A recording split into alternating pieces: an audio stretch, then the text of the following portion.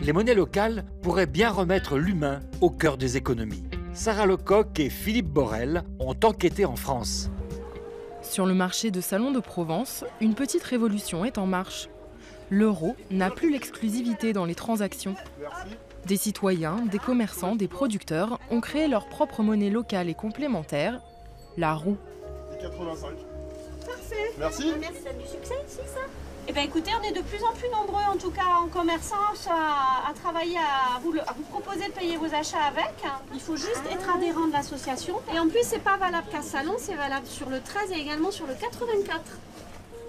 La roue a été créée et est gérée par l'association SEV, système d'échange pour vitaliser l'économie, qui dispose de ses propres comptoirs de change.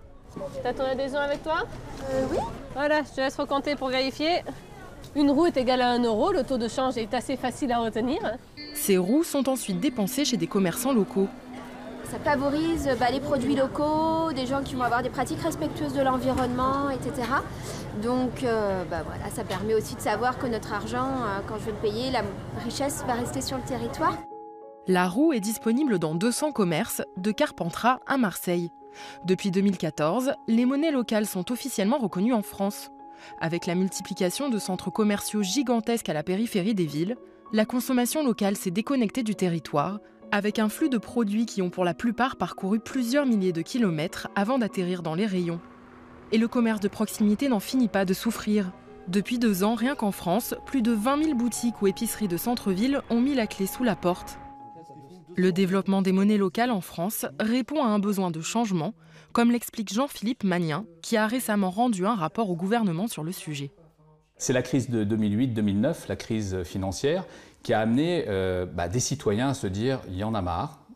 On se sent dessaisi du système, notamment du système financier, et donc de la monnaie qui l'illustre, et on a envie de se réapproprier cette monnaie. Et donc on crée sur notre territoire des systèmes d'échange qui nous permettent d'échanger des biens et des services, et qui, globalement, vont nous permettre de se réapproprier un petit peu l'économie. Il existe aujourd'hui 30 monnaies locales dans le pays et 30 autres sont en projet. La plupart des monnaies locales sont créées par des citoyens déjà très engagés dans l'écologie et le consommé local. Pour Jean-Philippe Magnien, il faut dépasser ce niveau militant. Les conditions de réussite d'une monnaie locale, elles sont multiples. Il y a à la fois l'engagement citoyen, l'initiative qui est prise, qui doit rester, selon moi, citoyenne, et l'accompagnement par le monde économique et le monde institutionnel. C'est le pari de la mairie de Nantes. En avril 2015, elle lance via le crédit municipal sa monnaie locale, la sonnante. 2 millions d'euros de fonds propres sont engagés. Cette monnaie locale est complètement électronique. Une sonnante égale 1 euro et elle est accessible aux citoyens. Mais Nantes a souhaité cibler les entreprises locales pour doper les réseaux économiques du territoire, comme l'explique Pascal Bollot, un des initiateurs du projet. Pour une entreprise, Sonnante, c'est tout simple. On adhère au système et on a instantanément droit à un découvert gratuit. Ça veut dire qu'on peut commencer à dépenser en Sonnante avant même d'en avoir eu en chiffre d'affaires. Les entreprises adhérentes ne peuvent pas échanger leurs sonnantes en euros.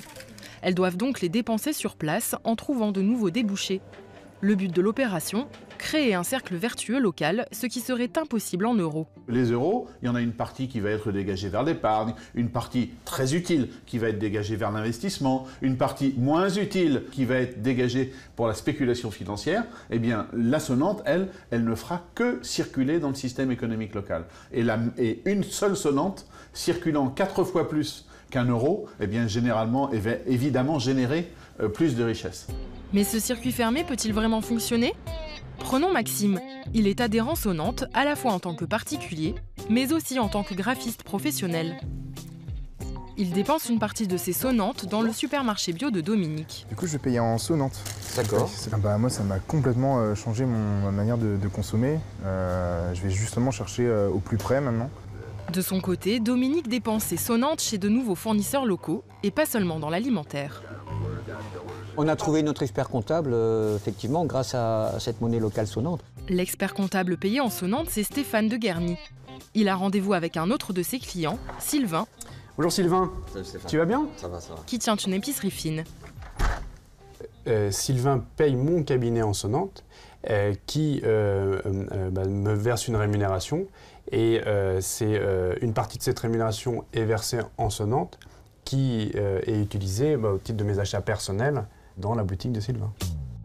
Les systèmes de TVA et de déclaration de paiement sont les mêmes qu'en euros, et à ce stade, la boucle commence à se former. On cherchait au démarrage de notre boutique des épices et du thé, et on a trouvé un des adhérents sonnantes qui fournissait ce type de produit. Cette partenaire, c'est Sylvie. Elle vend des épices dans son village situé à 1 heure de Nantes et cherche un graphiste pour refaire ses étiquettes. Ce graphiste pourrait être Maxime. Le système semble parfaitement rodé, ou presque. Là, je vois que vous payez en euros. Oui. Est-ce que vous connaissez la sonnante? Non, j'ai jamais entendu parler de ça. Sylvie est la seule de son village à accepter les sonnantes. Peu de consommateurs sont donc au courant de l'existence de cette monnaie, et Sylvie, elle, a du mal à les dépenser. Effectivement, j'ai un crédit assez important, sauf que je n'ai pas de partenaire encore avec lesquels je peux travailler. C'est-à-dire que quand j'ai regardé l'annuaire, j'ai aucun de mes fournisseurs dedans. Je me suis posé la question il y a 3-4 mois en disant est-ce que je continue, parce que ça me coûte de l'argent un petit peu quand même tous les mois, parce que en étant toute seule sur Anceny, en ayant peu de fournisseurs, en ayant mon crédit qui augmente, c'est pas le but du jeu. Il y avait plus beaucoup de sens. Seules 120 entreprises et 600 particuliers utilisent Sonnante. Il en faudrait des milliers. Cette limite du nombre est celle à laquelle se heurte aussi la roue.